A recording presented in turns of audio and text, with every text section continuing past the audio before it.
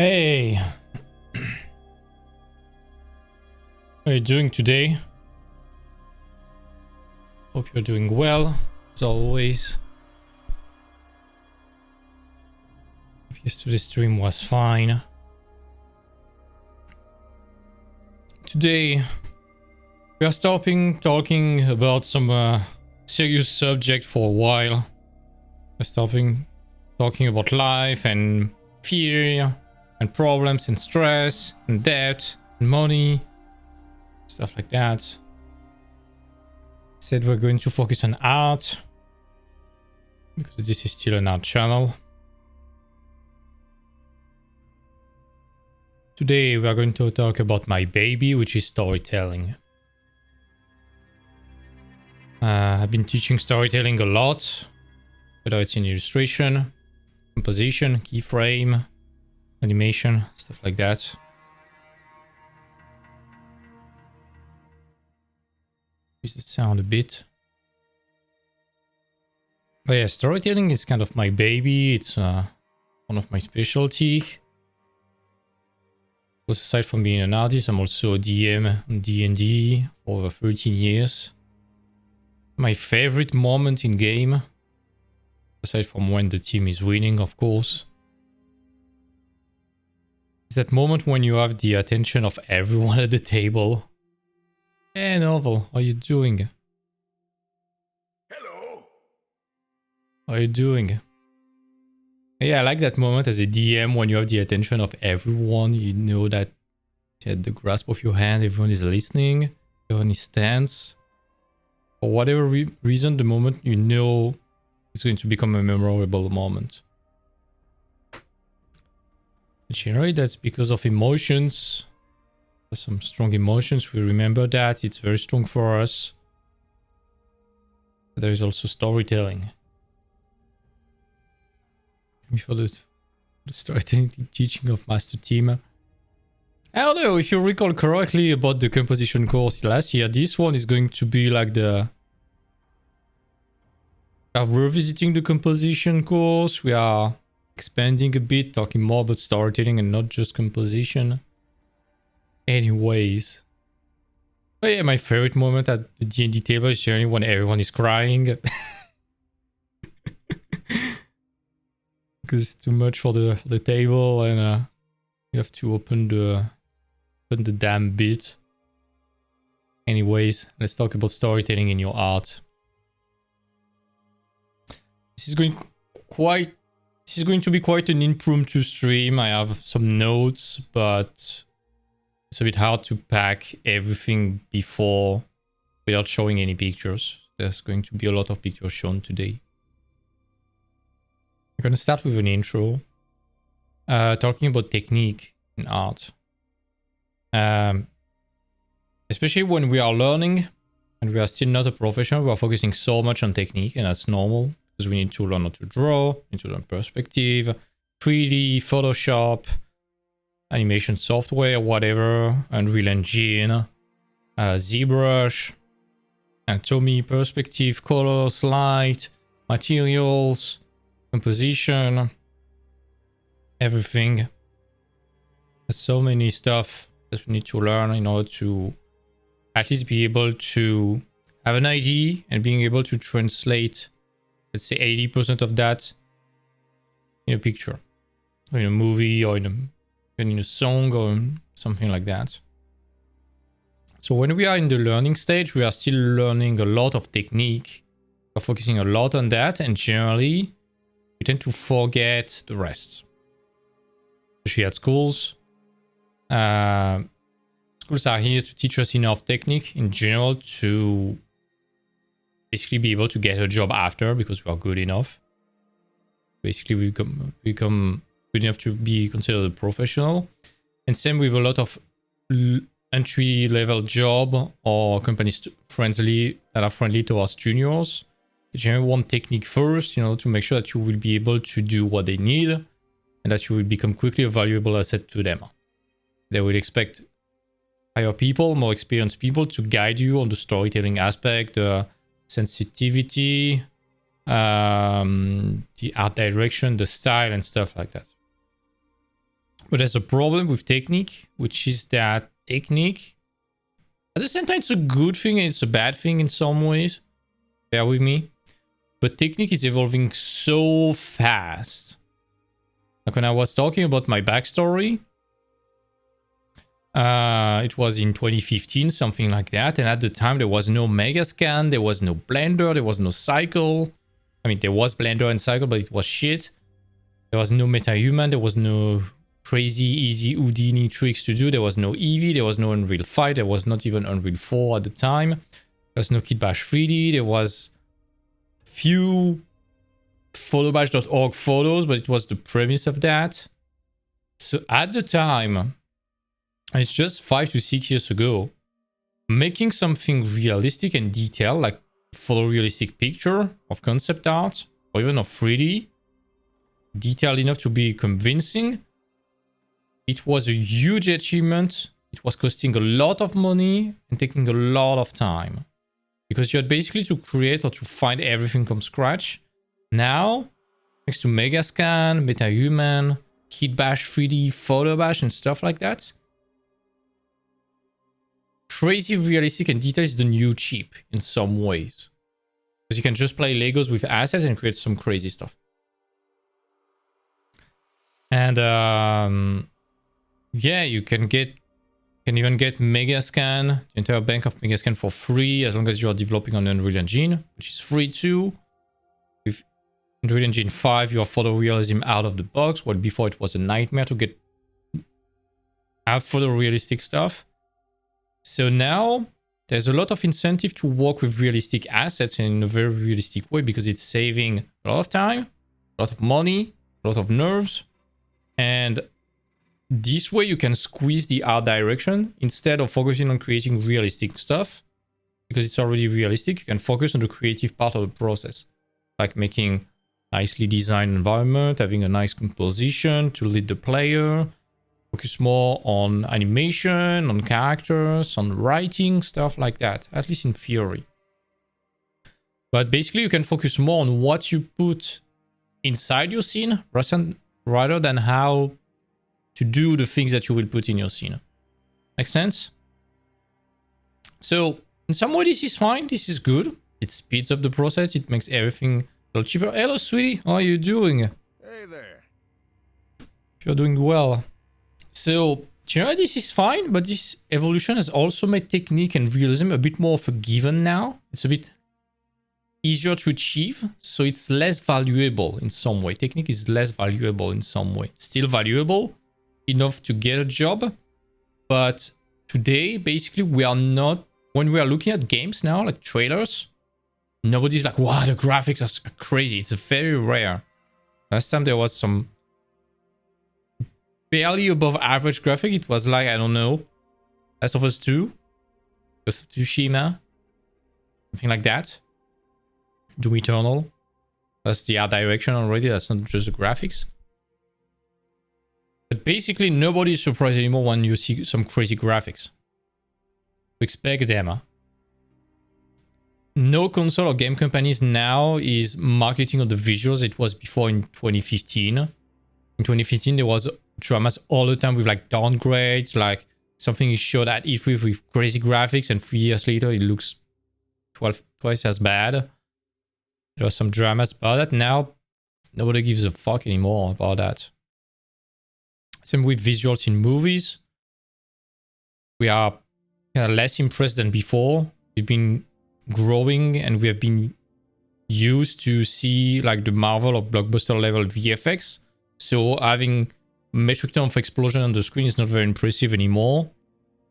But back in the time, 20 years ago when the first Lord of the Rings came out, for example, oh boy, it was like absolutely crazy to see like the Balrog or the elephants, the Nazguls and stuff like that. It was crazy.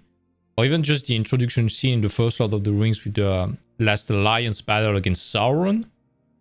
Boy, that's something that we had never seen before. It was a huge achievement. Now, nobody cares about the graphics. It's been a few years now. And I would like to talk about the presentation.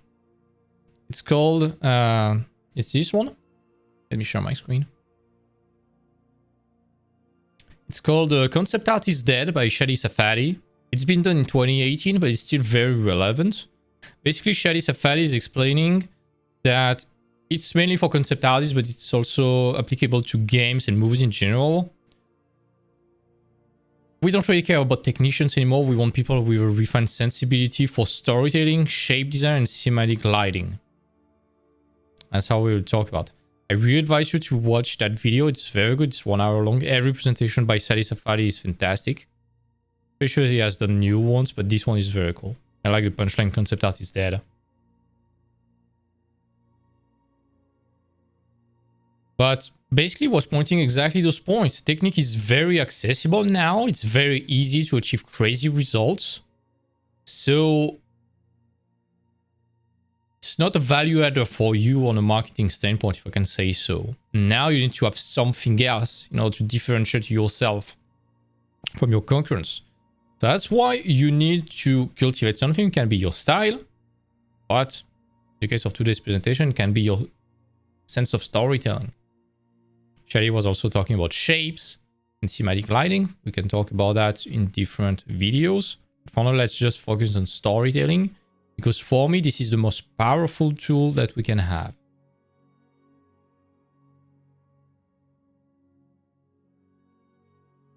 So, yeah, in some ways, technical display, technical showdown now from students or when you are looking for your job becomes kind of boring today. We value what is rare and what we don't have. Before, photorealism and crazy technique was rare, so it was very valuable. Now, it's so common that nobody cares anymore. I'm exaggerating a bit, but you get my point. I think a very good example, I don't know, it worked for you these last 2 or 3 years. I've been watching E3 since 2010, something like that. Before it was crazy, I was very hyped. Now, because I'm working in the industry, I'm a bit less hyped about E3. But this year especially, I was watching E3 and at the end of the presentations, at the end of the 3 days, I was like, man, I got robbed of my time. It was a waste of time. Okay, let's be cynical for a second. E3, what is that? It's 3 days during which people online are just celebrating.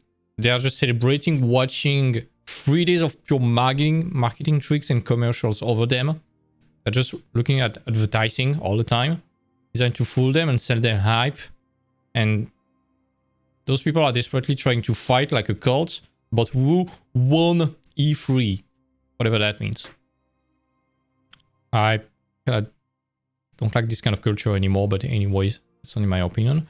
But what really impresses me about E3, especially this year, it was, first of all, there was no gameplay showed. It was only CGI trailers, like pre-rendered, so it was showing nothing about the game.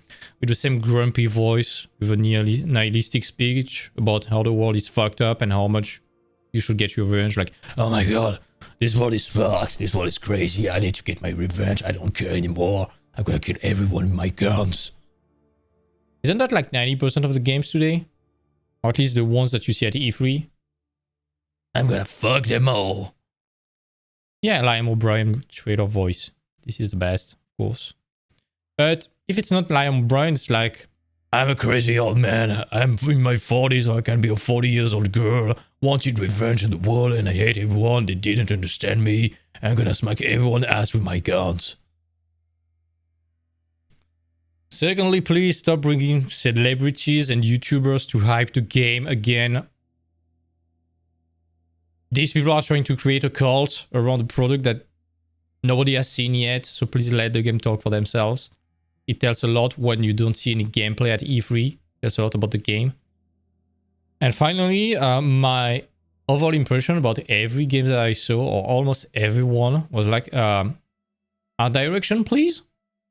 Can we get some art direction back bit instead of only showing the same games made with mega scans, please? Can we get a bit of stylized work back? Can we get some cartoony visuals?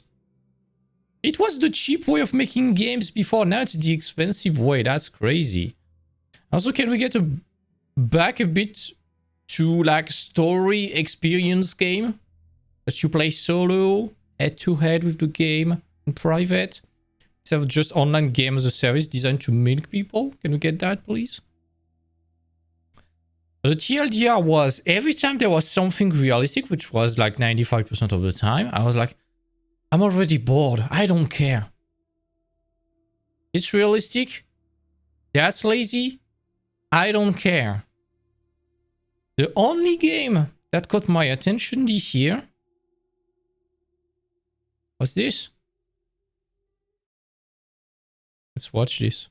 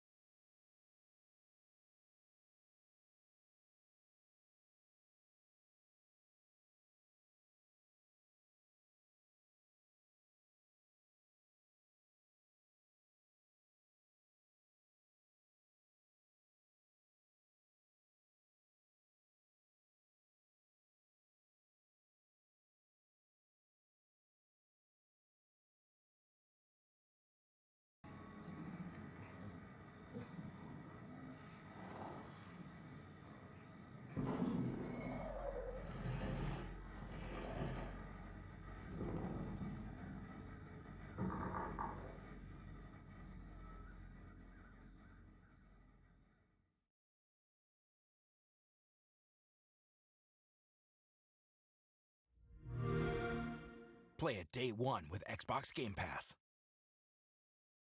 Honestly, I'm hyped about that. So hyped.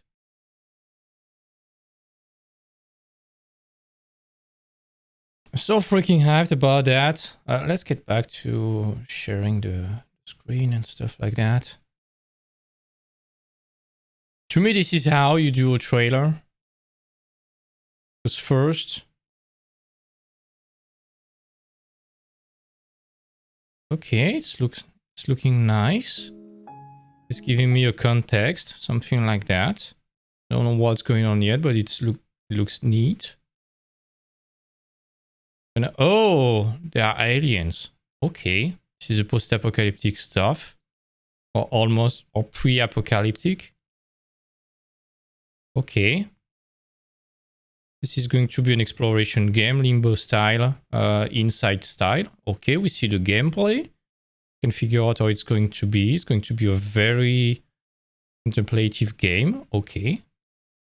This is some gameplay. So it tells about the mood. It's going to be... It's not even post-apocalyptic. It's apocalyptic at all. Spoiler alert. I'm pretty sure Dad will die and you will cry.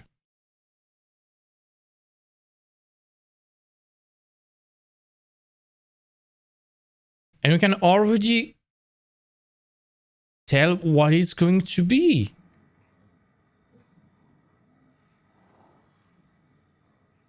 There's not a single word.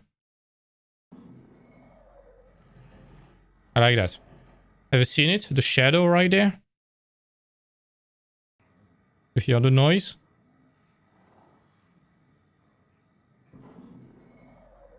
And then there's the shadow right there.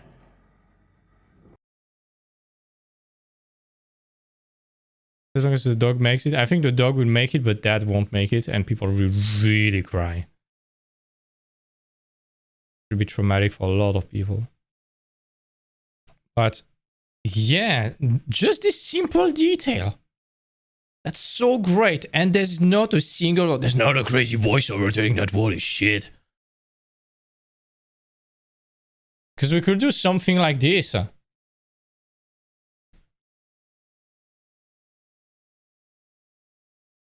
We'll do something similar to this. Oh, another shitty night. I'm back home, back from work. A shitty retail job. I hate my life. Gonna be back and beat my kid and beat my wife and drink beer and drink Budweisers while watching football all year long. I live in a shit place. I hate my life. I'm eating Uber every day. Traffic is shit. It takes 2 hours to get back home. Because everyone is parking their car everywhere they want. So, in order to not beat my wife and beat my kid, I'm going away alone in nature with my dog. I like to swim in the sewers, to push heavy stuff, to swim in the water. I like to be alone with my dog and seeing the world burn. Yeah, sometimes I need to save my family because apparently I need to care about my family. But I would prefer everyone to be dead and absorbed by those shitty aliens. I don't care. This was a Starbucks, I hate fucking Starbucks. Yeah, sometimes I like to sleep in different places, but I don't care. Apparently I still need to save my family. I care more about my dog than the rest of my family. Oh shit, it was just a dream. I know the day is ready, and I hate my life. This is how you do generally a shitty E3 trailer, anyways. What I really like is that it tells something. It's not about Keanu Reeves coming and saying cyberpunk. Instead, you see the product. And you know what? You have the hook, which is a strange context. You have the story. It's about a family. It's about alien invasion. And you have the offer. You will fucking cry and you will piss your pants. Hook, story, offer. That's the 101 of marketing. And no trailer is doing that. And this one, while showing gameplay and not having Keanu Reeves hyping stuff, not having anything, is doing a better marketing job than everything else. We could take the trailer of Ori and stuff like that. It's exactly the same. Hook, which is basically show us something interesting. Show us something compelling in the world. Story, spark an emotion to us. To get attached, to get involved, to make us want to see more. Spark a curiosity. And offer, tell us what the game would be about. Hook, this is a strange world. This is by the guys who made Inside. Story, this is about a family trying to escape alien invasion, trying to save themselves. Offer, it's an exploration game. You will fucking cry. You will piss your pants. I'm buying that shit day one.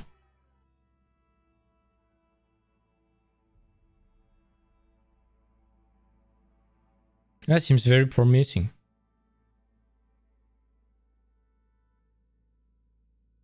But honestly, back on technique.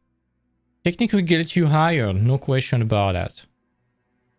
If you really want to make a difference, then on the long term, once you get your first job and when you want to thrive and create your own identity as an artist, and hopefully start having people telling you, hey, instead of us wanting you to do something for us, we want basically you to bring what you have to our project.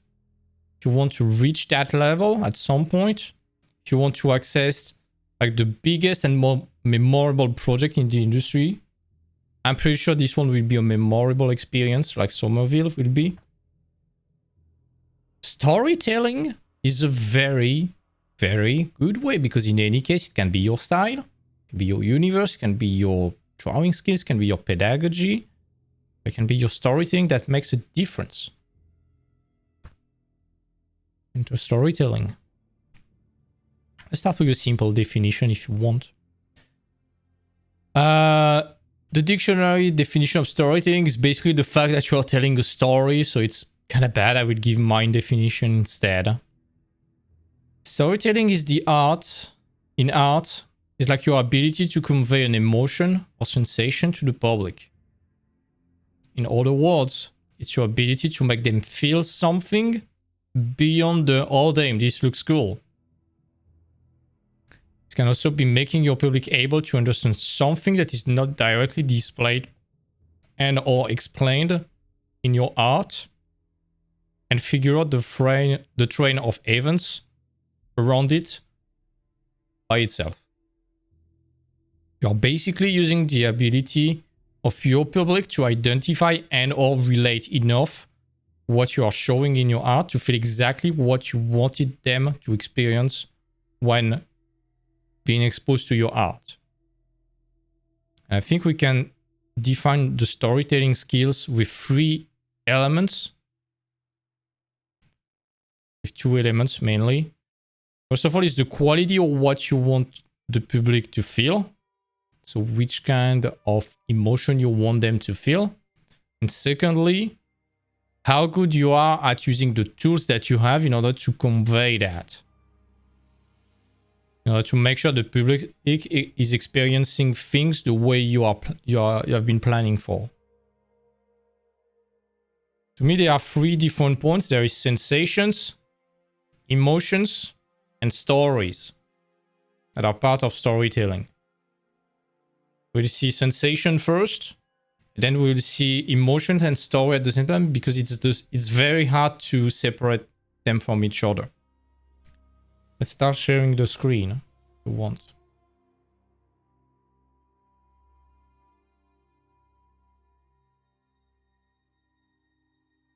Here we go. Sensation. Sensation, this is mainly the sensorial aspect of your picture, and you are doing your best to solicit the different senses of your public. It might be touch, it might be hearing, it might be taste, it might be view, but you know, when you are doing visual art, it's view. When you are doing music, it's hearing, so you need to solicit other sounds. And other, not sound, sensations, sorry.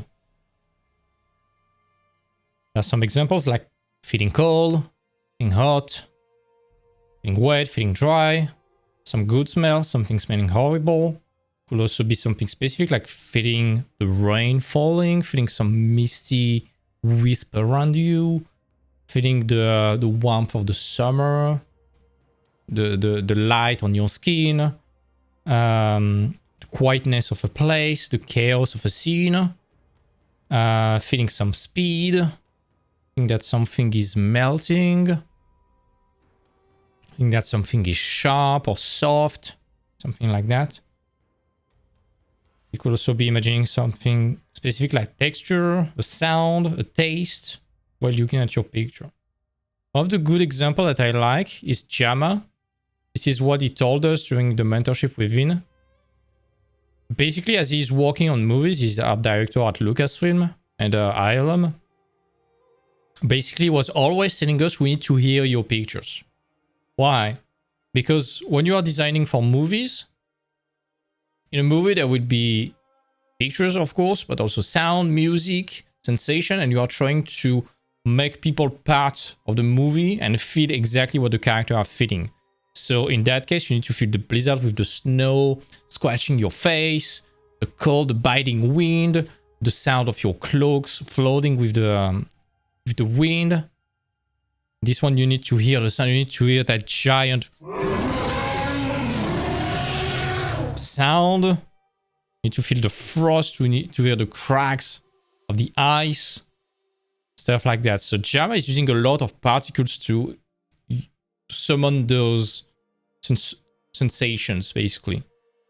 There's a lot of movement. You feel the wind. You have ice. It's shiny, so you know it's frozen. You kind of feel the frost, the cold. Same with this one.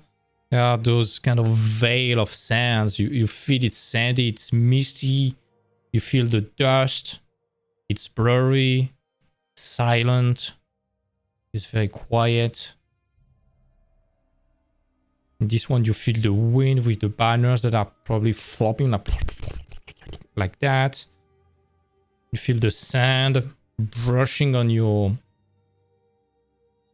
cloaks, the chainmail. You hear the sound of the metallic boots, the banners, the rattle of the armor, the rattle of the chainmail, stuff like that.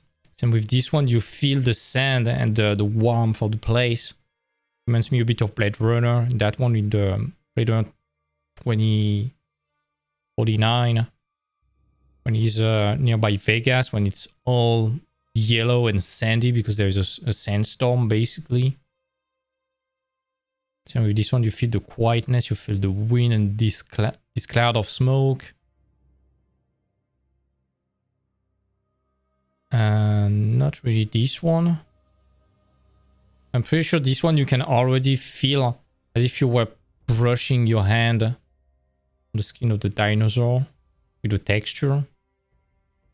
You can feel that the teeth are sharp, that there is some kind of drooling. You know that this one is a baby cute Triceratops, probably.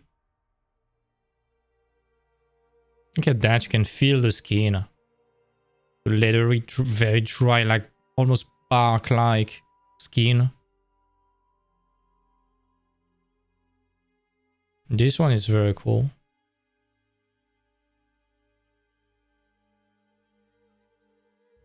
You can hear the bird sound, the sounds of birds and creatures right there. You can feel the rain. You can hear the roar of the raptor right there. Is that a raptor or a T-Rex? I'm shit at dinosaurs. I think it's a T-Rex. Not sure. Same with this one. You hear the... Pretty sure you are hearing the... Of the creature. You are feeling the warmth of the lava. The very smoky air. Stuff like that. Can you feel it? This is going to be a day where we are looking at a lot of pictures and trying to infuse what we see.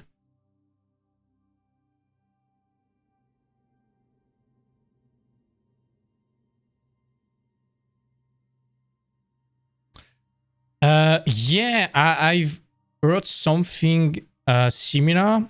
This is a bit weird, but basically, apparently you can imagine the surface of everything if you imagine licking it. That's so weird. But imagine yourself licking the bark of a tree. I'm pretty sure you can feel that on your tongue. This is kind of gross.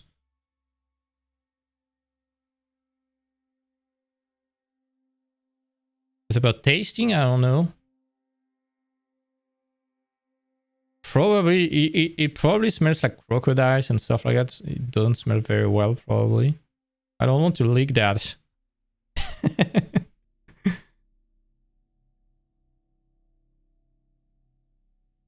Same with that one. I love those pictures. You can hear the chants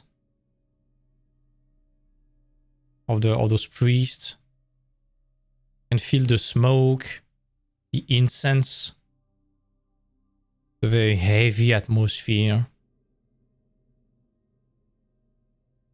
Look at that. You can. I'm pretty sure you can smell the smoke of incense just by looking at that. You can feel the smoke. Gem is so good. Same with this one, you can feel the rain. These guys are drenched, but I don't care at all.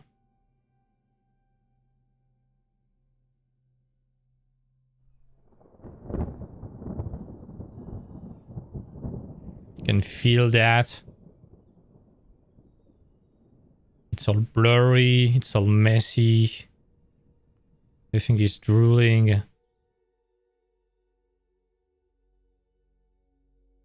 They're completely drenched by the water. Same with that one. Peggy 18, I'm sorry. There's no sound. But yeah, you can can feel it's kinda probably not the best sensation in the world. This is for a game called Eel. It's going to be horrible. The game is going to be great, but absolutely gross.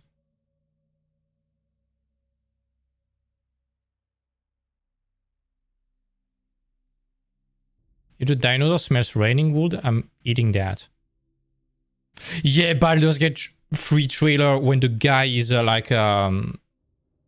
vomiting his teeth and stuff like that. This is horrible. You can feel the pain and when he's breaking his chin and stuff like that. This is horrible. What is this one? Oh my god, I'm sorry.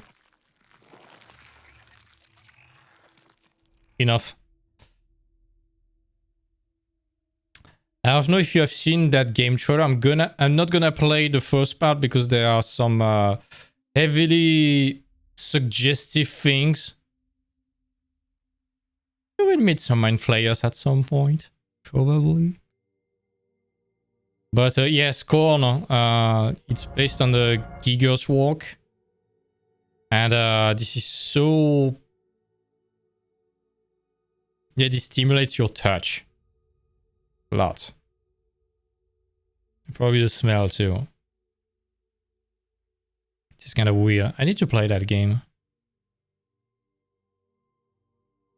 Don't really like gory stuff. I'm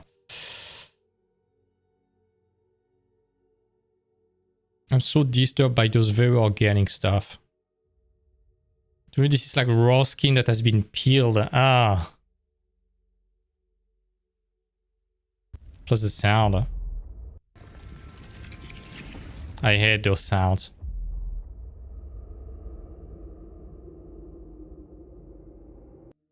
Yeah. Same with the sensations. On the other hand, we can have these kind of stuff. Just the chicken, you want to hug it. It's so fluffy.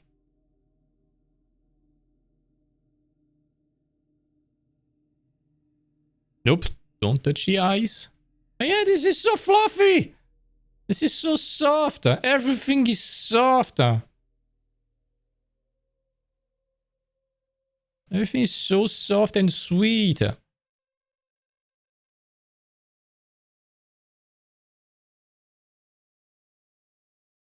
In this one, you feel the softness of the cloth, the snow. Oh my god, this fluff ball. Oh my god. Same with that cat. I'm jealous. I want my cat to be as fluffy as that once he's fully grown up. I really want my cat to be as fluffy as that. I love that picture. You can hear the picture. This guy is like, oh my god, those birds are making so much noise. I just want to be peaceful. Yeah, this picture is so beautiful. You can hear the sound of the flamingos and stuff like that, of that the falcon, something like that. I like that picture too.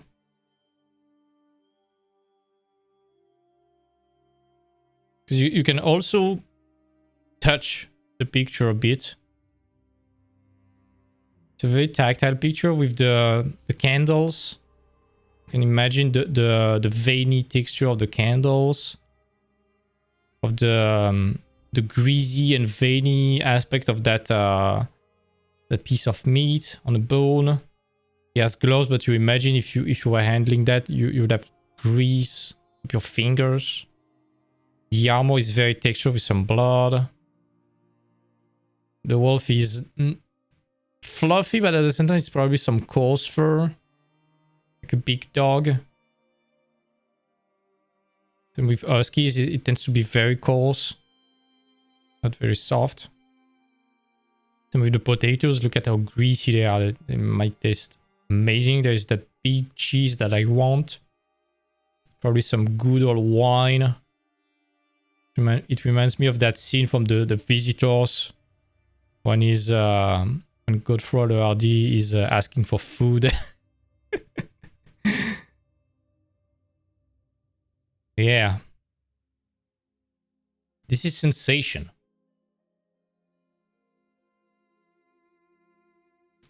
Basically, it's all about picking up some sensation and doing your best to place clues about that in your picture. It's generally with texture, with some motion, with some glows for the warmth, for the cold. A lot of stuff like that. But you will see the TLDR on how to do that. We'll see that at the end, but basically make a goddamn list. Find some keywords and fill up those keywords exactly the same way we did for solving problems yesterday, for solving goals. We'll see that. We'll see that a bit later. That's why I wanted to do the goal solving stuff before storytelling, because basically your goal is I want to convey this in my picture. Problem, I need to make sure this, and this is absolutely obvious, that I give clues to the public to basically experience that. How do I solve that? What are the obstacles? What can I use to get some help to convey that? That's why I wanted to do the goal solving thing first yesterday. Let's talk about emotions now and stories. This is a very personal take on the subject. I'm not quoting anyone about that. This is just my approach.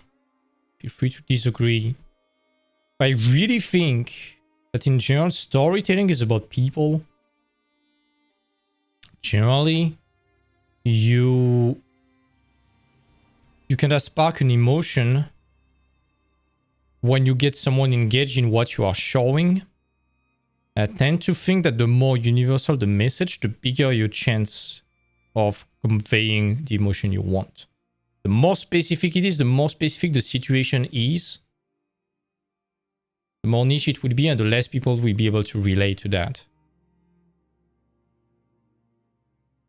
So about emotions and story, I did my best to attempt to separate them, but I'm not being able to find a proper way to explain both of them separately. And I will explain them with pictures. It's going to be easier than doing a theory talk about that. Both of them are generally tied to each other in most cases, because you can't really spark an emotion out of nothing. It's generally something you cultivate across time, even if it's something as short as, let's say you're walking in the street, going back home, and out of the sudden, something you didn't notice, there is a dog behind a fence barking at you. Like, whoa! What the fuck is that? You're scared, you're surprised. That's an emotion. But there has been a setup, aka an initial situation, like you are just chilling, walking back home.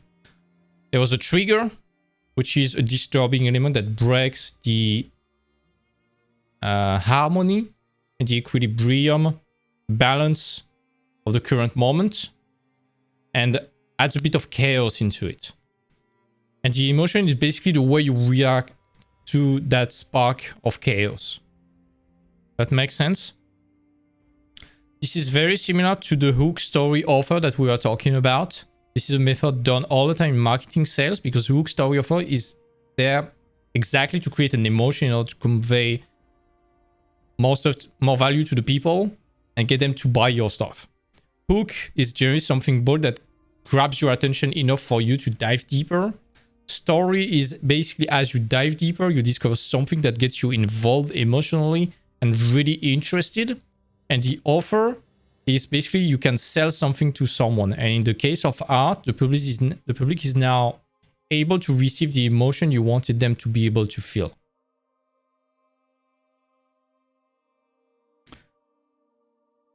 The TLDR about that for an emotion is generally, if you want to spark an emotion, you always need a context.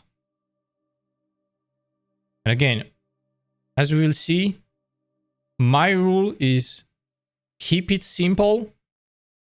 Pick a simple subject. Don't try to tell a crazy big story. Even crazy good stories like, for example, Harry Potter or The Lord of the Rings, you can summarize that in one sentence. Voldemort wants to rule the wizard world. but he can't because Harry Potter is the survivor and represents hope against him.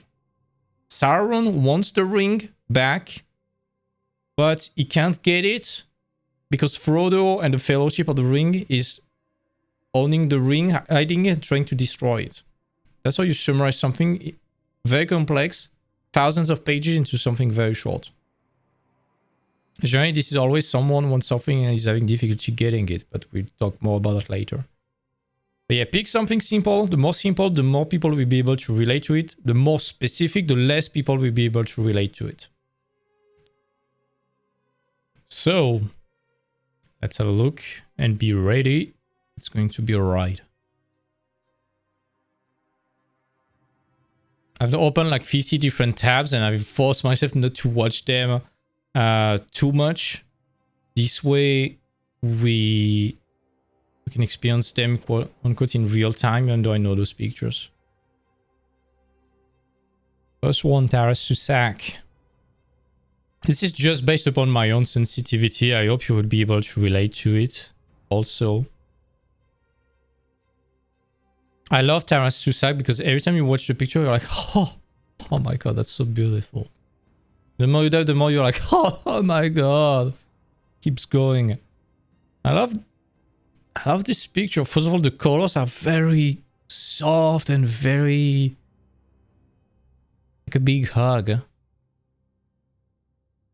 There's like a big contrast between a gargoyle with very aggressive shapes, some spiky stuff, and a gargoyle is meant to represent demons and to scare. This gargoyle seems to be absolutely hypnotized by this doll. I like the fact that this is a tilted, like a Dutch angle. It's as if there was nothing else around that was existing and the gargoyle was completely absorbed by that doll. There's a huge contrast between the scary and monstrous aspect with the claws, the spikes, the horns, devilish face, the gargoyle. The fact that he's looking in a very protective and soft way at the doll, which is kind of representing innocence and stuff like that. If it was like a treasure for him. Really like that. And it's like there's a twist. There's a context. Oh, that's a gargoyle. Oh my god, there's a doll. Oh, that's so cute. See context, that's a gargoyle. Twist. What is that? Oh, there's a doll. And then, oh. That's cute. I love that picture. Every picture, I would say I love that picture. I'm pretty sure. At first you're like, oh my god, that's buzzy, that's cool, that there's some insect and stuff like that. Then you're... Wait a minute. Oh my... Whoa! Wow. She's blind. You're like, wow. It's a braille tome. You can feel what she's touching. And she seems to be enthralled by what she's reading. And this is why the picture around is so busy. Because everything is busy, it's buzzing, there are some insects, there's chaos everywhere, everything is completely messy. And she's there in her bubble, not seeing everything else in her own world just by reading. And because she's blind, she's fully into her world of what she's reading and not paying attention to chaos around. I love what he's doing. There's always some kind of twist into his pictures. That's like a punch in the guts in terms of emotional impact. And that's simple. It's not about, I lost my kid, I want revenge. No, it's just a blind girl reading and loving what she reads. As simple as that. This guy, I don't know who this guy is. I hope he's doing okay. This guy should definitely sell NFTs. He will become a multi-millionaire. Look at how simple this is.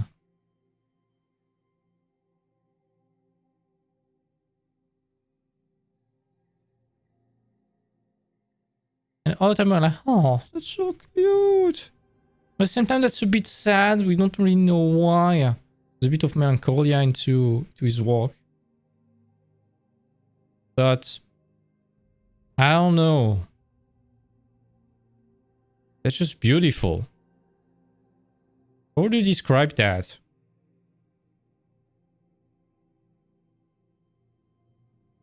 They look vulnerable. We want to protect them. We want to know why are they afraid like that. I don't know. How would you describe that? This guy is always like that. It's cute. But you don't know if you want to smile or if you feel bad when looking at that or if you feel sad. It's kind of weird. But all I can tell is that it's probably relatable for like 99.9% of people. I wouldn't dare to say that if you are not relating to something like that, as simple as that, you might be a bit on the psychopathic side of the spectrum. But I don't know. I'm not a specialist, but I think everyone can relate to that. Board game Dixit? Nope. Let me check.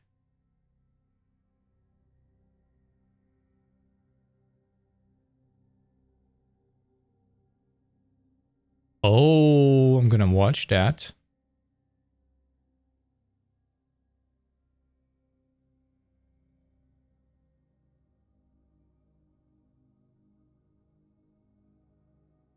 I'm gonna watch that after the stream for sure. At the end, I'm gonna discuss about that. It's based on storytelling. Okay. Same with that picture. I don't know. It's simple. At the same time, it's cute. It's sad. I'm like, oh my god, poor little star. I want to hug it and repair it. All these pictures are always about something being broken. This one, oh my god, you're like, that's just a bunch of trash. Then you see that. The teddy bear and you're like, oh my god. Oh my god. It's so simple. It's just 3 garbage bin. And you fill up the blank spaces in your imagination. You can relate to that. I don't know, if I see a teddy bear in the street, I'm sad. I'm telling myself there's a sad kid somewhere looking for it.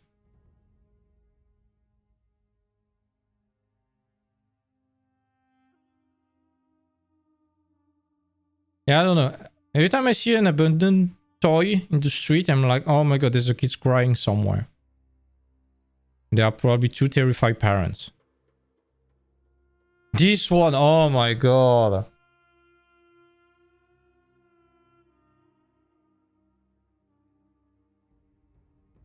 Just with that line, you remove that line, you don't really understand what it is. And this one, you understand that it's the Easter Bunny who got hit by a car.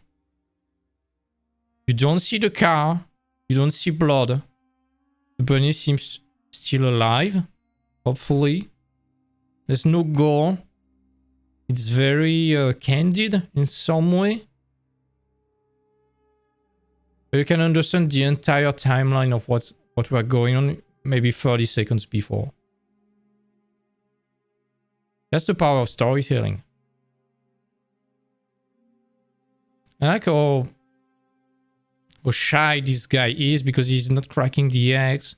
He's not putting any blood. Everything is so, yeah, shy and candid.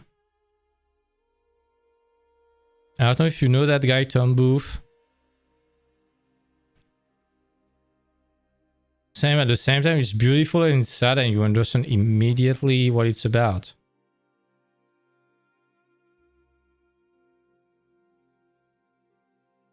You can feel the touch of the wood. You can feel those arms of the guy being rough and dry.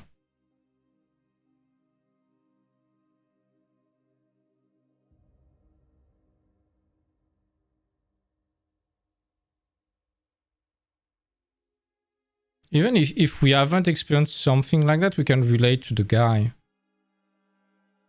Understand what's going on. Look at that. Holy shit.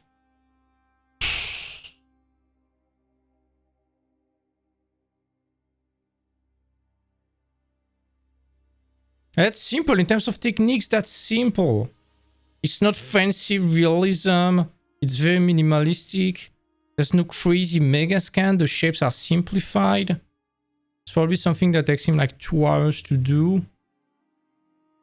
It's just a kick in the stomach. Look at Nikita. Look at that.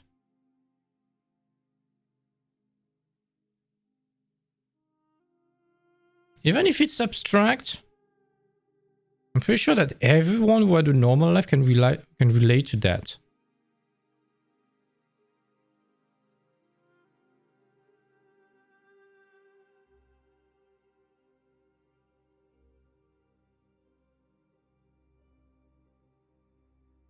Same about storytelling. Something very interesting is that,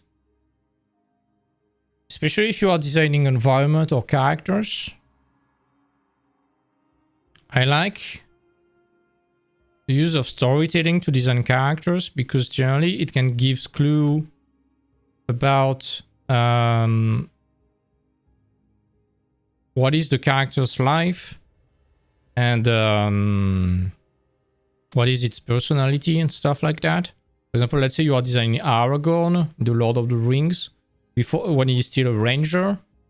You are designing, he's a ranger, he's living in the woods, he's gruff, he's a bit of a savage, he's not well kept, he doesn't care. So basically, he will have an unkempt beard, some dirty clothes, some shabby drags everywhere, some dirt, some scars, looking gruff, stuff like that. Cool. In Ori, you see that burnt wing, and at the same time you see that she's absolutely adorable. She's like, "Oh, I love you," like a kid. At the same time, you have that burnt wing, and you're like, "What the fuck happened?" I just want to protect that little bird.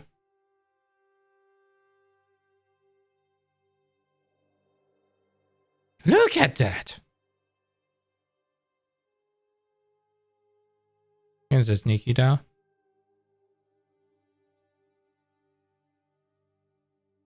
That's so simple.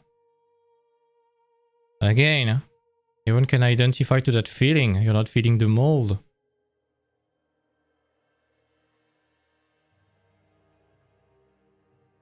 It's just about write the emotion that you want to convey and find something symbolic about that. Again, it's just about writing on paper. This one, I don't know what is happening to that little fox. I just want to protect him and I hope he's doing well.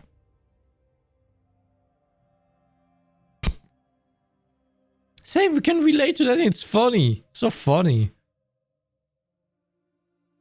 It's Melissa. Oh, that's cute. Look at that cat.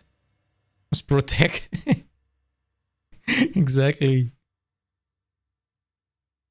He's looking like the fat butt cat that we have at my parents' home. We'll be able to do something like that. Like at Taras Susak.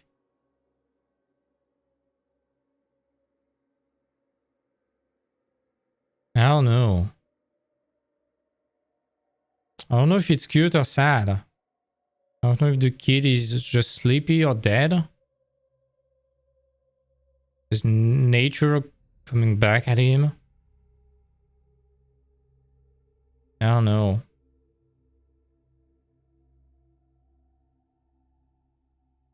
Makes me yeah, must protect. Must protect.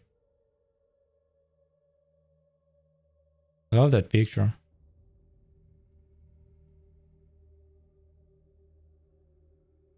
This guy is like a jester, a court jester. Going back home and he's discovering that.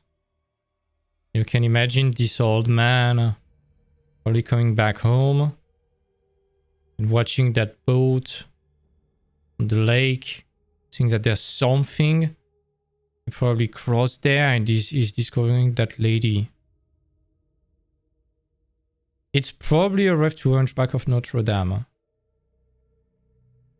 No, it says Rigoletto based upon Giuseppe Verdi's opera Rigoletto. Okay, let's check the story.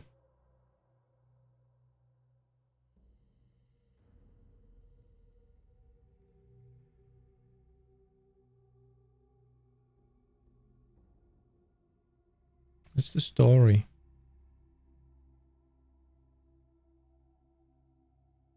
Oh. Okay. His daughter got dishonored by people from the court after she fell in love with the Duke. And Rigoletto is engaging a killer to get his vengeance. Oh my god, that's his daughter. Oh my god.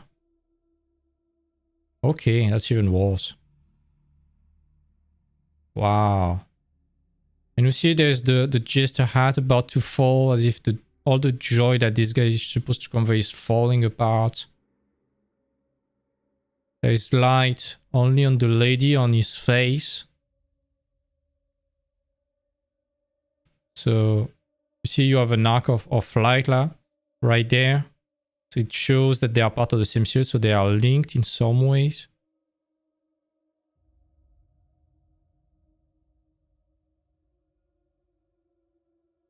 And yeah, just his face, you're like, oh my god. This guy is probably very wise, able to handle his emotion, but he's still very affected inside. You see, with such simple stuff as the light, there's an arc of light. They are the only one, her face and his face are the only one in the light, in her chest. They are linked thanks to that, so you understand that they are probably tied together. It's the jester hat falling to kind of symbolize that he was bringing joy and cheers, and now he's not laughing at all. He'll probably never be able to laugh again. Same with that one. I love that one. This guy is poisoned. You see just by the expression of the priest that he's surprised. He has no idea what's going on. You see that little dagger in the boot with someone that is just about to finish the guy. You see that people are panicking, but this guy, the Duke behind, is like, no, that was planned. This guy ordered the murder of that knight. And you understand everything, and you can probably already start to imagine the context around that story. So with that one about Merlin. And King Arthur. I like that picture. Diego is such a good buddy, such a good guy. Worked together in 2017 and IMAG is such a great guy. Such a positive guy. You can feel the story. Merlin taking little Arthur. You see that the family is both sad, but at the same time they consider it's a big honor to get their kid and taken by Merlin himself. Look at that! Whew!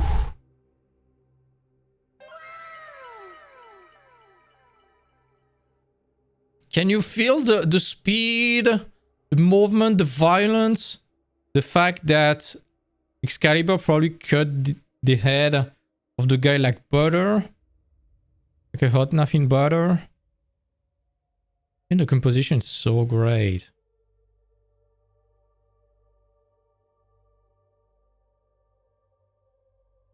I love that one. You remove those marks. You have a small doubt. Then you are like, okay, this kid is looking a bit too young for his age. Okay, strange nails. Looking a bit too perfect. Is that wine or is that something else? You see the statue and you're like, oh fuck. Nani? This is a vampire. I'm dead. It's all about giving clues. Could have been not subtle at all and make some pointy teeth right there. Instead, the girl went subtle. A simple detail. You remove that, you lose all the meaning of the picture. Plus you have this small red. This is like a red circle around the vampire. You see this kind of red circle around?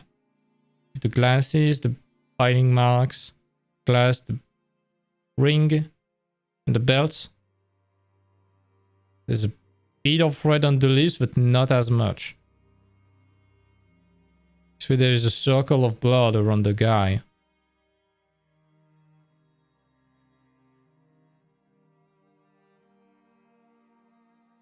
I don't know. I don't know about that sketch.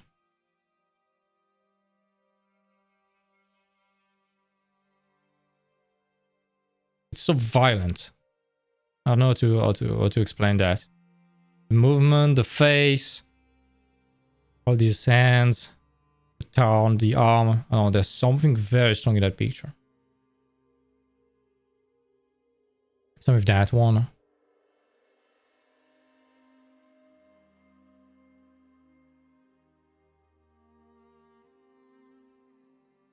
Can understand what's going on. It was probably very noisy before and now it's pure silence.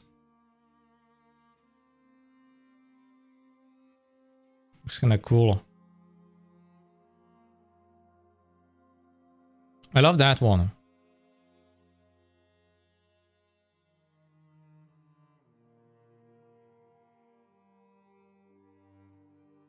Like Mentaiko, that they can kill you instantly. Just they sting you and you're dead basically. There's this young kid trimming the nails of this big female Mentaiko. Seems to be purring and chilling and being brushed by this other little kid. There are even cats daring to play with this big kitty. The Mentaiko could just behead the kids in like one snap of a finger. Oh, the giant paw. The expression that is so calm and so relaxed. You can hear the purring. There's the big daddy Mentaiko right there. Probably asking himself what the fuck is going on. What are they doing to my wife or to my kid? And all the cats willing to play too. At the same time, you see there is a kid right there. So the Mentaiko is probably not dangerous. It's just looking very majestic and very severe, like a lion. Probably not looking, not being aggressive. I don't know. This guy is so good. That one is so great. So much pressure with that little mouse stealing the egg, and there's the big seagull right there. You feel the pressure. This guy is so great at storytelling. This guy is so great.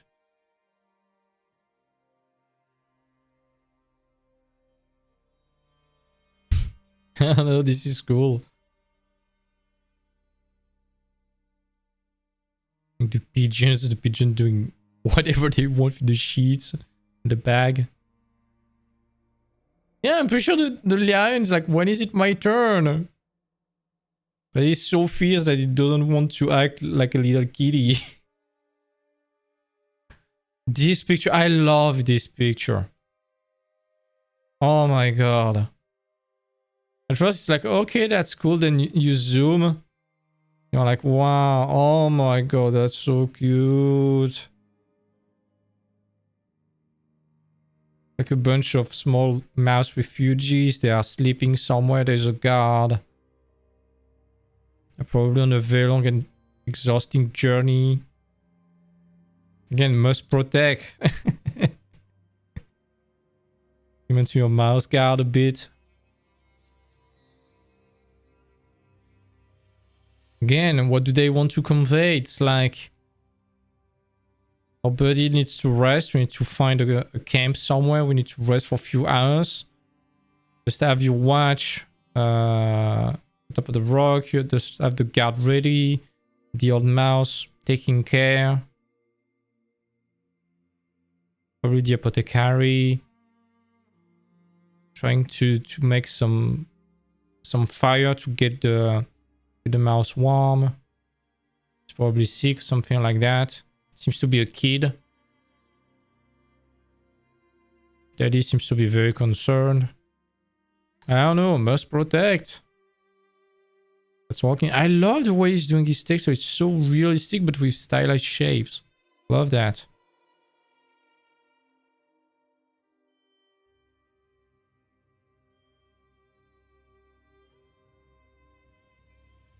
I won't comment on that picture. But if you know what it means, you know what it means. And yeah, this is great. It's great.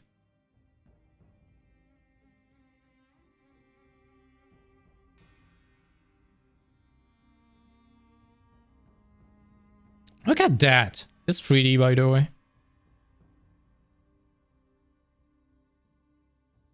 I don't know.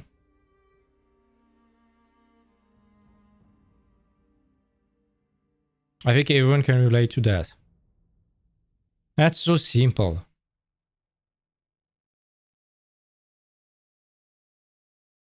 That's so simple.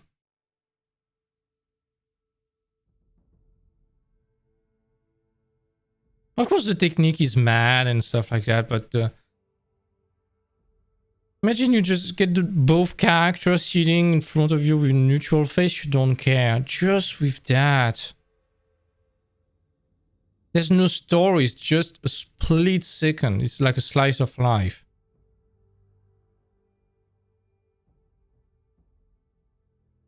I don't know. I really hope this picture gets an award somewhere.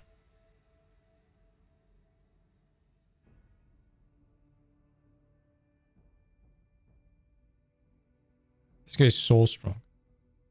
I really want this picture to get some awards because it's 100% deserved. Sell it as an NFT, I buy it. Oh Maria, oh my god. Look at that.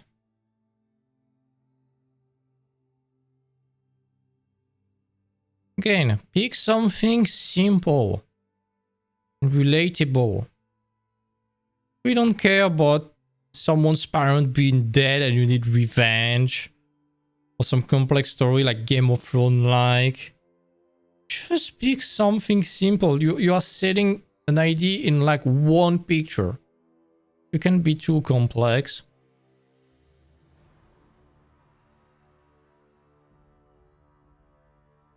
This thing again, everyone is understanding instantly what's going on.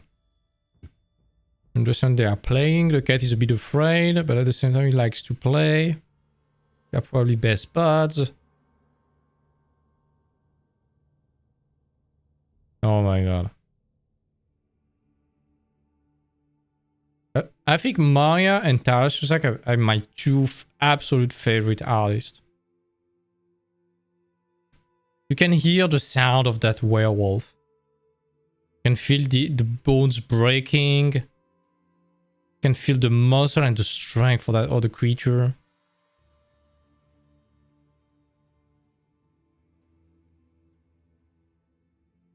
Simple.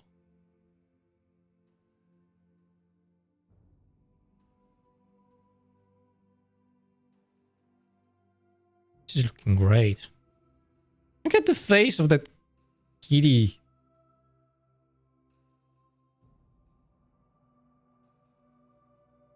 This sculpt is Incredible. Oh my god.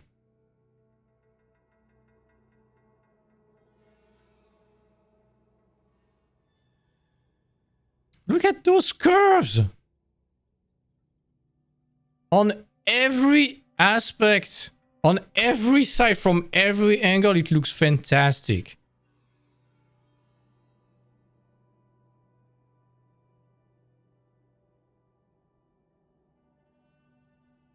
It looks violent, and primal and sensual at the same time, and that's so hard to do.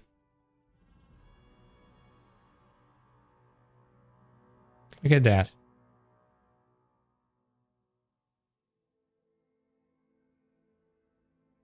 Apparently this is real. This is like real porcelain. I want something like that on my desk. This is looking so great. Yeah, this is real. This is what the guy is saying. Not yet. These are photos. Material glazed porcelain. I think Zen China. I'm sorry if I'm butchering the name. I would love to buy one. I don't know. Again, must protect. This is called loneliness. I don't know. It fits so well with the face of that little body.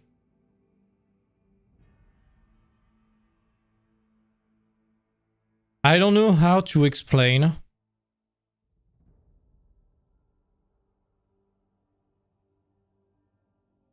I don't know what is making that picture so strong.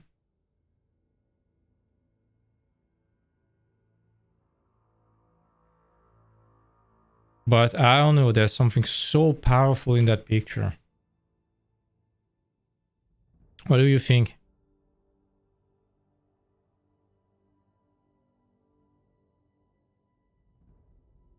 Is it the guy or the girl that is water bending? I think it's the guy. What do you think the story is? To me, it's like the guy discovered he's a water bender, or maybe the girl discovered it for the first time. It's probably bad for whatever reason. They're like, it's okay, we're gonna try to hide it. Nobody will ever know about that. Those will die, probably. I don't know. This is just my interpretation. It might be the girl with water bending. But judging by the colors, the greenish tints are more on the guy. Yeah, it might be a farewell scene. Maybe the guy is belonging to the scene needs to return. I don't know. But this is your imagination filling the blank page, and this is walking in some ways. I think this is walking.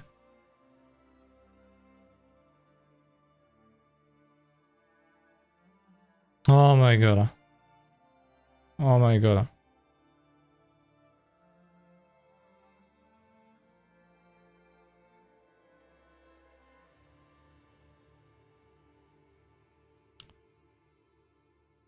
The day I'm a millionaire, I'm asking for like a 60 centimeter tall sculpture of that thing for my home. I don't care. The day I have a lot of money, the day I'm winning the lottery or something like that, I just want every of her skulls at my home. Yeah, maybe there's no water anymore and it's okay, we'll survive.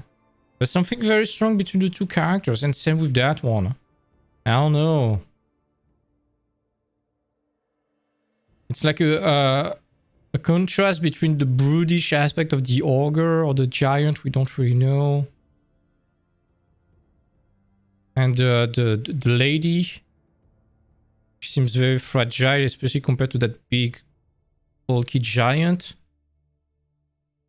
And yet the giant, instead of being primal or brutish or stuff like that, seems to be very hypnotized by that girl and very, very gentle and careful.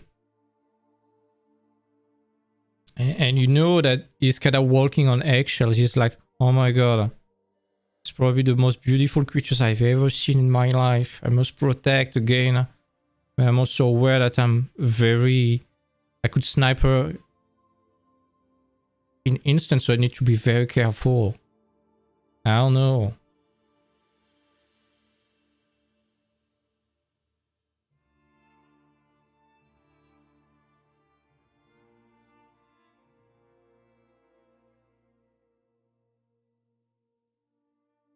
Is the sound gone? Can you still hear me? Hello? Can you hear me? Hello? Okay. It's probably on your side. I don't know, Maya.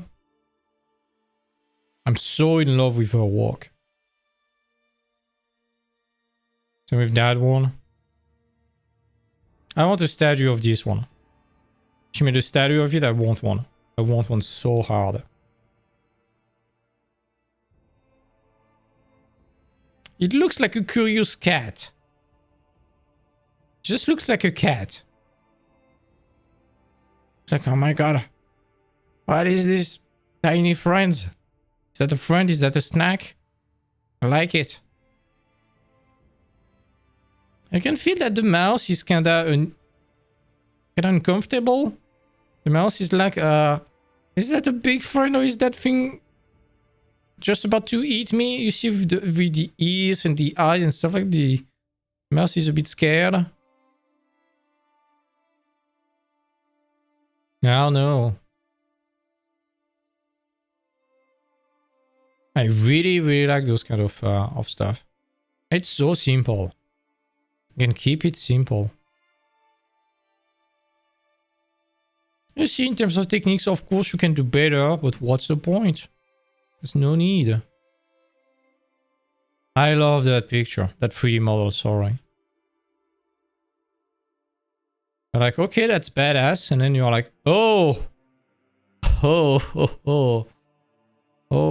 you've seen some rough days, haven't you? There's no arm anymore. I'm still on the battlefield.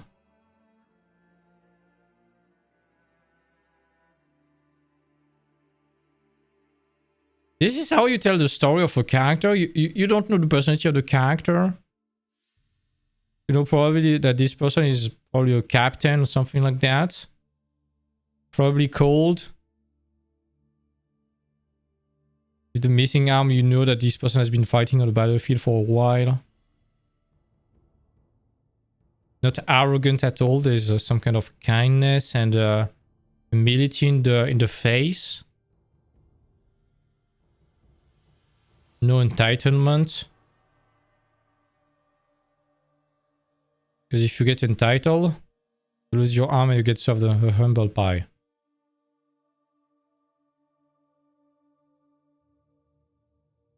All the clothes are worn out. Like the cloak is very old. I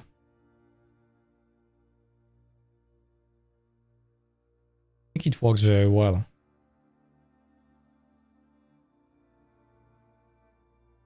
I love that eye that is half closed to kind of red that has been bruised.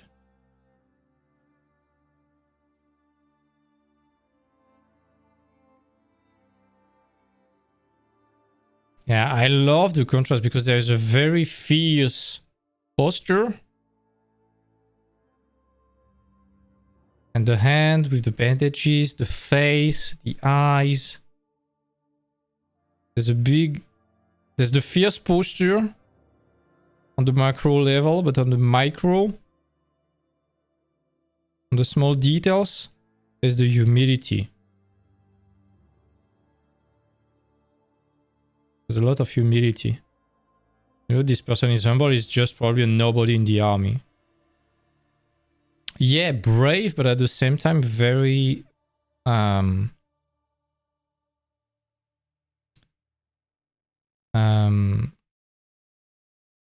not common. She's probably not the kind of character that want to stand out and steal the show. She's just doing her job and focusing probably on something greater than her. Oh my god, no, not this picture. Last time I showed it in class, someone cried.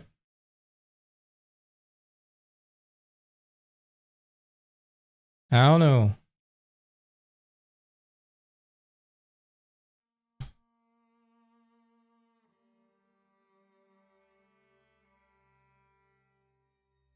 I love the face. I think last year we searched the definition of those flowers, but it's basically for dead soldiers. For royalty, I guess. There are those pins. And when you see that, you're like, oh my god, what a waste. What a fucking waste. Why did you kill the fairy? This was simple collector. What the fuck? I love that picture.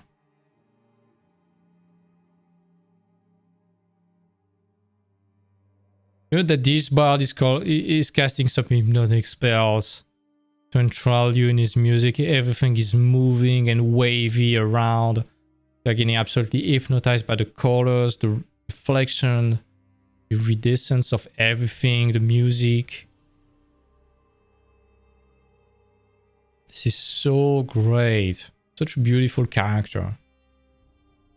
I don't know who got that concept of a D&D character, but that's a fantastic concept.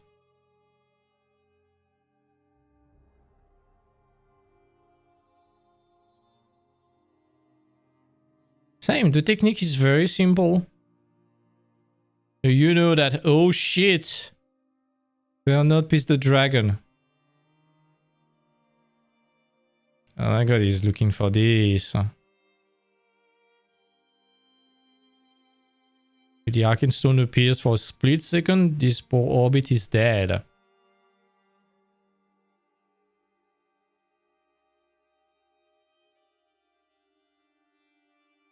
I love the way he's representing the flames biting the robe of Gandalf.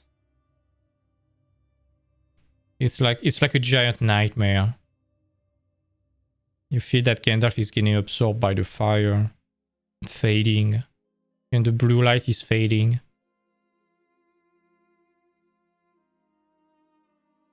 This is so simple. There's nothing. Just a bunch of texture, a bunch of silhouette, and you understand what it is.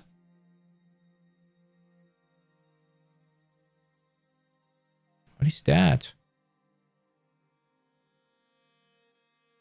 What's in the scene, Mario?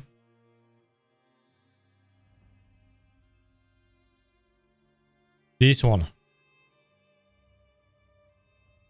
Fucking John Sweeney. So great. Is that Insomniac Games now? Really?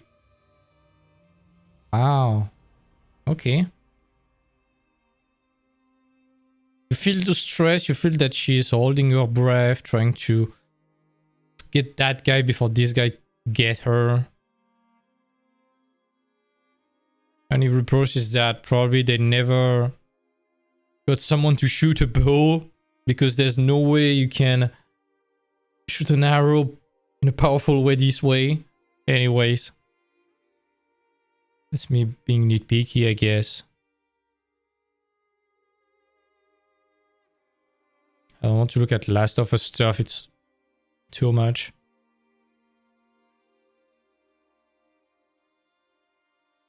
But this one, for example, it's kind of abstract, but you can feel that feeling of being thrown to dozens of meters when falling, the snow and collapsing and crashing in the water.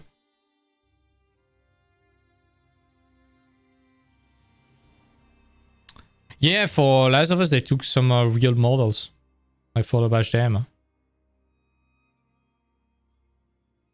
But yeah, it works. It works. This one is so great. Because everything you have is in the reflection of the bullets, the dead guys. See, she's a pirate with the map right there and the compass. You see that this guy with the hat is now dead.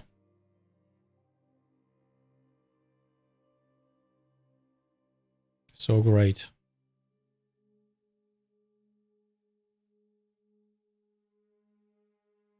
I don't know what you say about that picture.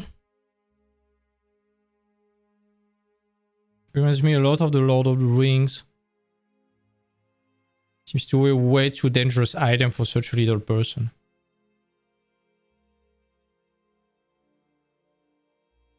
But personally, aside from the must protect again, I'm like, I want to know more about that. Probably 900 like. Let's put it to 100. I don't know, there's something intriguing about that. What he's looking at seems to be afraid.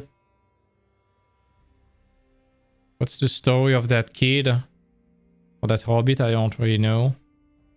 There's the story of that sword, where he's going.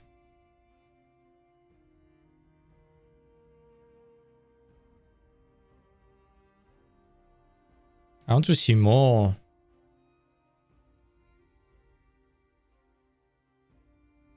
And finally went back on that one.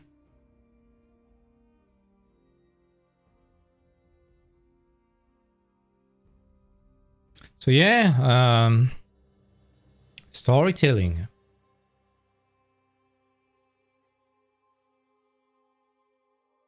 Again, as we have seen, it's simple. Pick something simple. More simple, the more people will be able to relate to it. The more specific, more complex, the harder it would be for people to relate to it. Like the things with the grandparents, it's universal. Everyone can relate to that. If you do something like only people living in that place can relate to that, having lived this kind of experience can relate to that, it might convey a very strong message to the people that have been indeed lived that. Unfortunately, a lot of people won't be able to feel that. So it's not bad, it's not good, it's your choice, of course. But yeah, the more simple, the more universal, the better it is. But as we have seen, storytelling, it's always about people. How they feel, they live, how they act. And more than that, it's not just about people, but it's about the public. It's about the people watching what we are doing. They need to identify to what we are showing them. They don't identify, they won't be able to feel anything.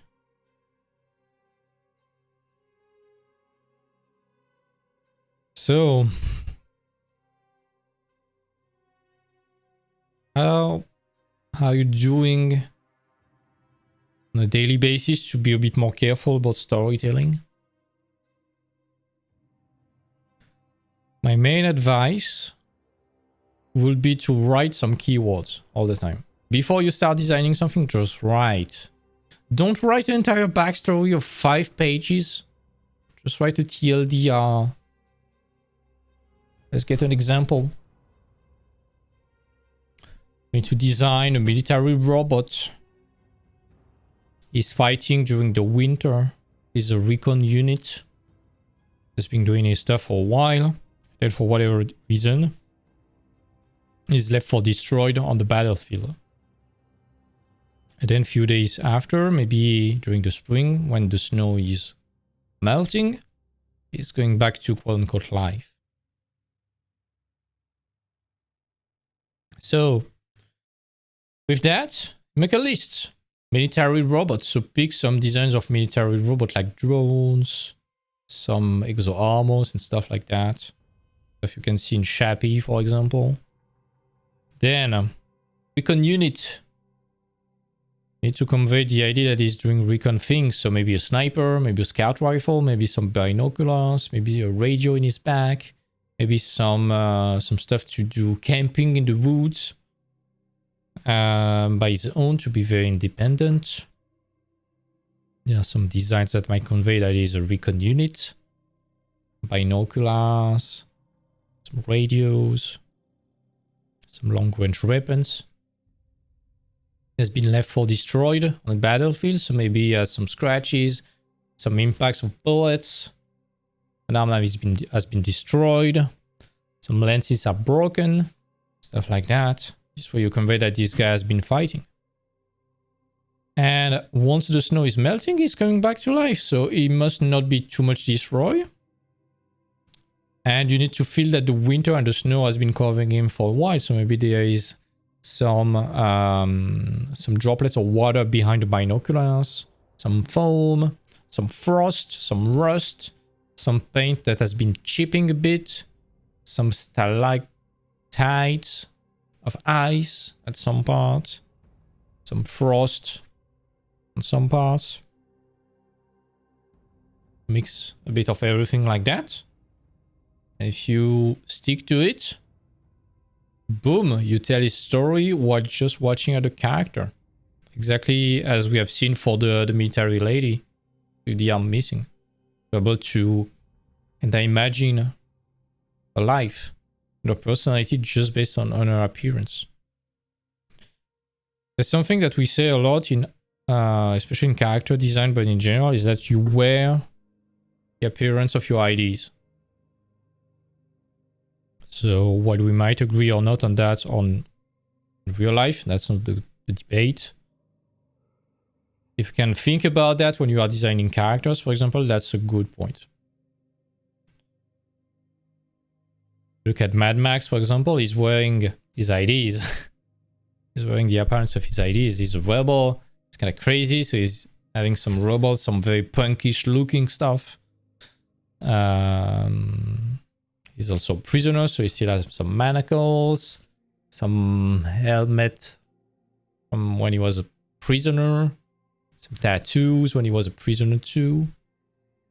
He's definitely wearing his entire backstory on his skin. You pick, I don't know, you pick Denethor in the Lord of the Rings, that asshole.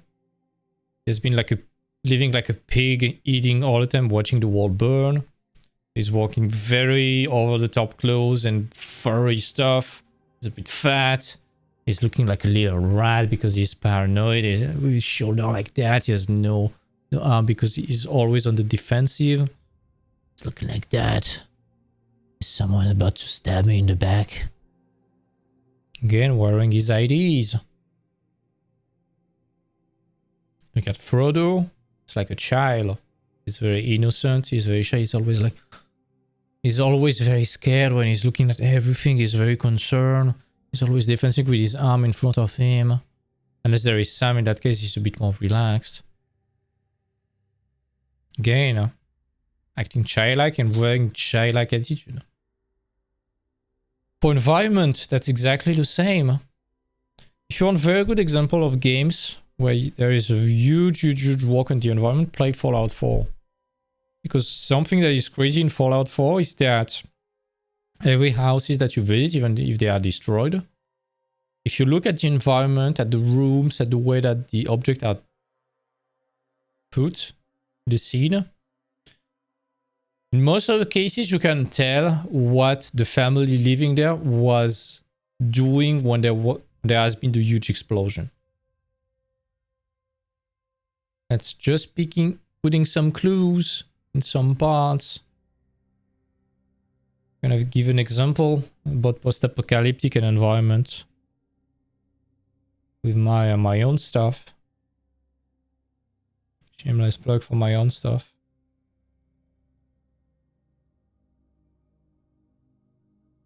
Give me a sec. There we go.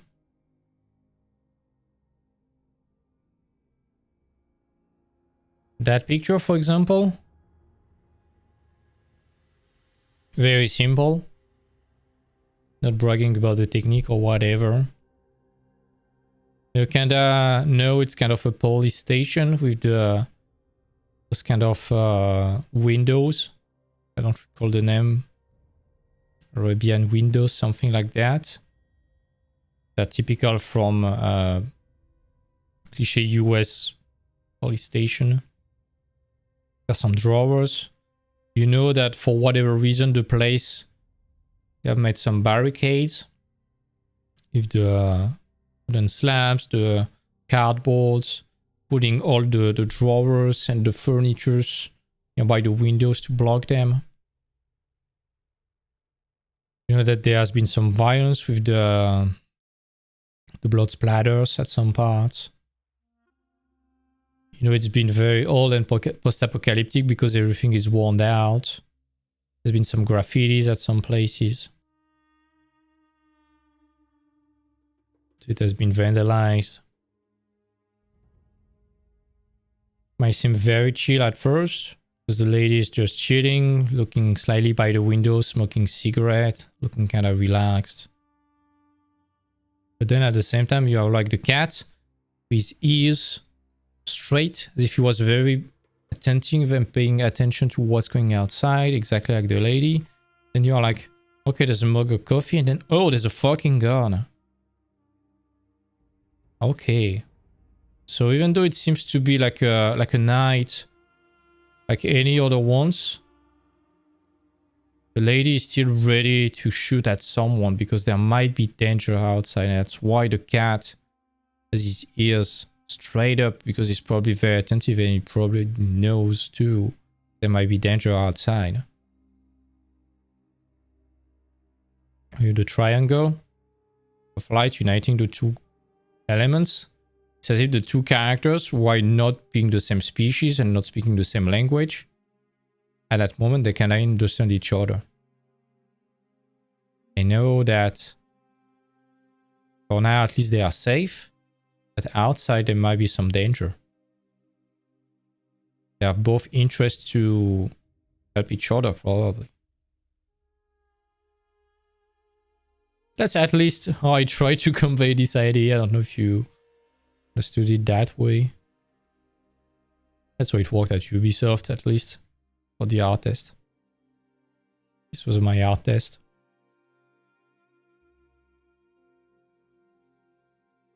Oh yeah.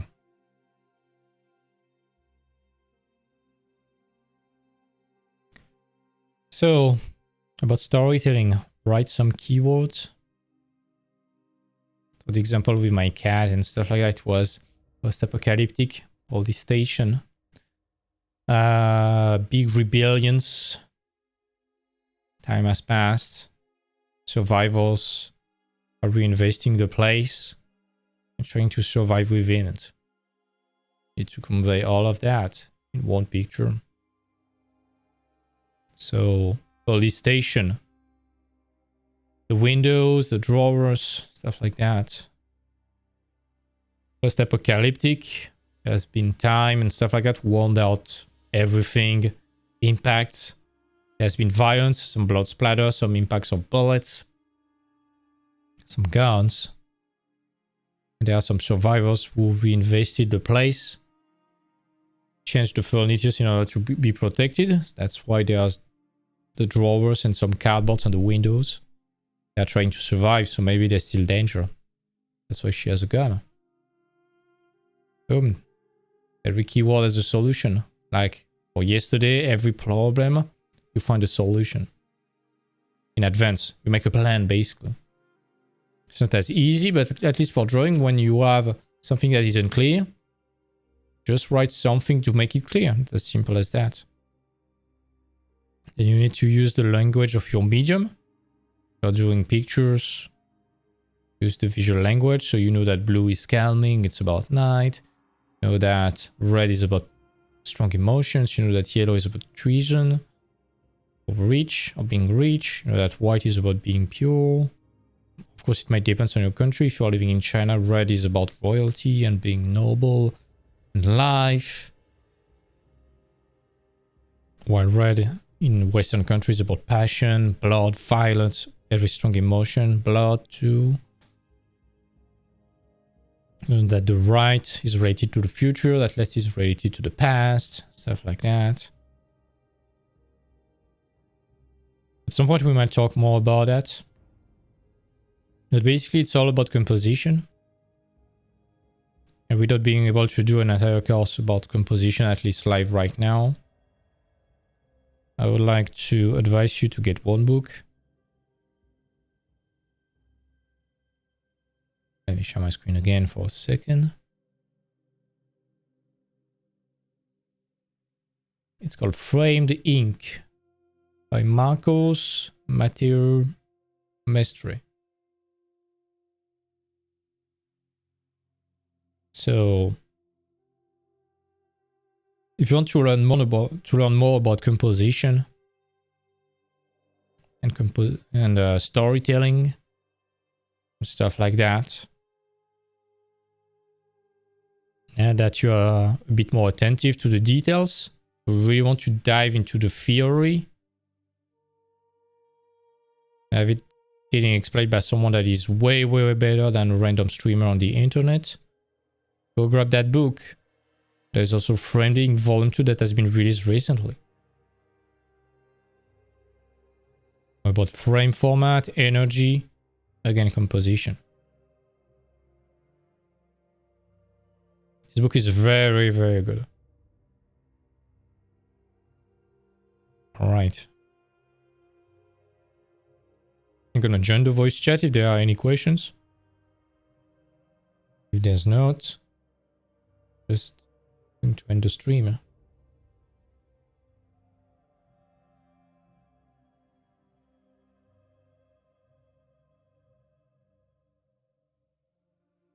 This was mainly a stream about observing some nice pictures and trying to dissect them. You're still on our channel after all. And for the upcoming days and presentation, we're gonna talk about art again, different stuff. Yeah, it was kind of nice to talk about storytelling and stuff like that. It's cool. You're welcome, sweetie. Nice to see you on the stream. As always, even though I still feel weird doing that, this is for the replay on YouTube. Feel free to drop a like, drop some comments. Feel free to further discuss in the comments what you liked, what you didn't like. If you want to ask more questions, some testimonies and stuff like that, you can do that in the comments too. Subscribe. And if you want to discuss in real time, join us on Twitch. twitch.tv/theartnest, a single word. Feel free to join us on Discord down below. You're building a nice community of very motivated people.